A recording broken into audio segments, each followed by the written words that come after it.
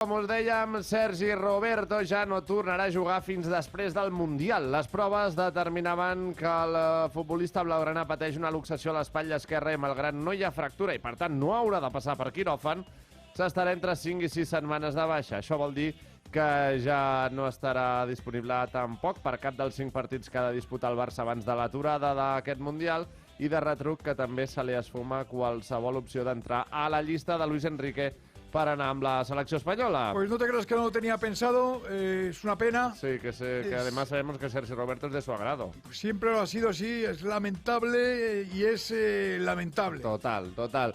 Una baixa sensible i no sé si farem prou amb Héctor Bellerín, Nil.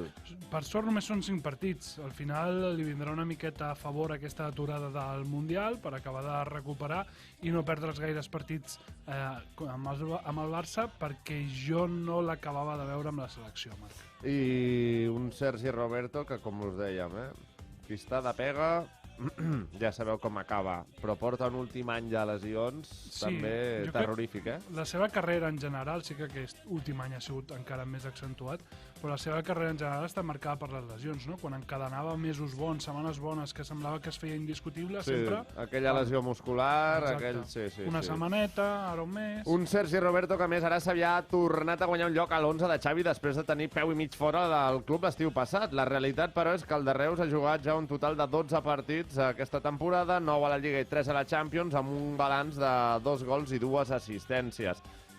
Recordem que torna a acabar contracte a l'estiu. No sé si series partidari d'allargar-li el seu vincle amb el Barça. Jo, amb aquest rol i el sou adequat que té ara, no em molesta en absolut. I davant Xavi, bon dia. Jo crec que és un jugador que ens aporta moltíssim a la Xavineta i, bueno, per tant, jo crec que m'agradaria que continués, però, clar, això Veurem també què al passa, final de la sí, temporada que és el que passa, no? Totalment. I davant d'aquesta absència de Sergi Roberto en l'11 de les properes setmanes, quines alternatives se'ns presenten? La més lògica sembla donar l'alternativa a Bellerín o tornar a situar Koundé en banda i que Piqué i Christensen, que és a punt de reaparèixer, ocupin l'eix de la defensa. Una altra opció és jugar amb Alejandro Balde a cama canviada, ja ho ha fet en alguna ocasió, i finalment la darrera alternativa és la de jugar amb una defensa de 3 sense un carriler dret pur, opció pràcticament descartada. Quina és la que més et convenç? Jo, Bellerín, Sí? si està bé número 1, i la de ficar Koundé amb Christensen, sobretot, A si mi pot és la ser. que més m'agrada, més que fins i tot Bellerín. I fins i tot amb Marcos Alonso al central, que no m'ha desagradat. Bé, doncs sí, també la podríem contemplar. I amb el vostre permís, jo ara també vull dir la meva sobre aquesta lesió de Sergi Roberto. Bruixeria, encanteri, gafe, mala sort, digueu-li com vulgueu, però això del Barça amb les lesions no està tenint cap mena d'explicació lògica. No és normal, gens ni mica. I la darrera, la de Sergi Roberto, l'ha acabat deixant cau tot el que resta d'any. Roberto estava recuperant la seva millor versió, o almenys davant el Villarreal i l'Atlètic Club, així ens ho va demostrar. Quan l'equip ha d'atacar, és el millor lateral dret possible, el que millor interpreta el joc, i així li estava fent saber també a Xavi.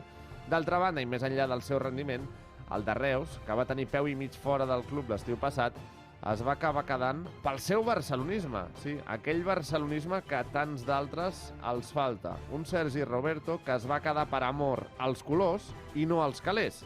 Tinguem-ho present, perquè crec que Sergi Roberto se l'ha infravalorat i se l'ha maltractat en moltes ocasions injustament. Per mi no és de les vaques que s'hauria de sacrificar. És un perfil polivalent i mai posarà una mala cara. Quan torni, tinguem paciència. Li faltarà ritme i necessitarà temps, però, si us plau, frenem aquest odi per sistema a un jugador fet a casa i que amb més o menys encert sobre la gespa sempre ho ha donat tot per a aquest club. Li pesi a qui li pesi, Sergi Roberto ha estat, és i serà un gran exemple a seguir. La Ronda.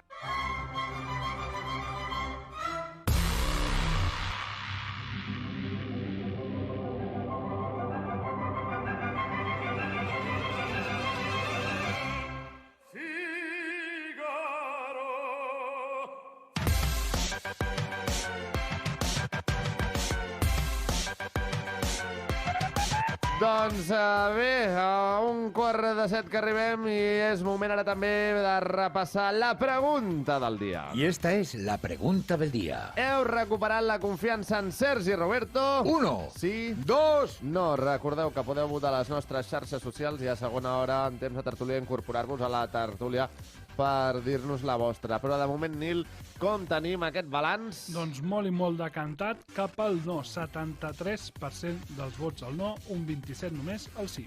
Bé, doncs jo sóc dels que va votar que sí. Ho haig de dir. Ho sento, però és així. Jo també vaig votar que sí. Que sí. Que yes.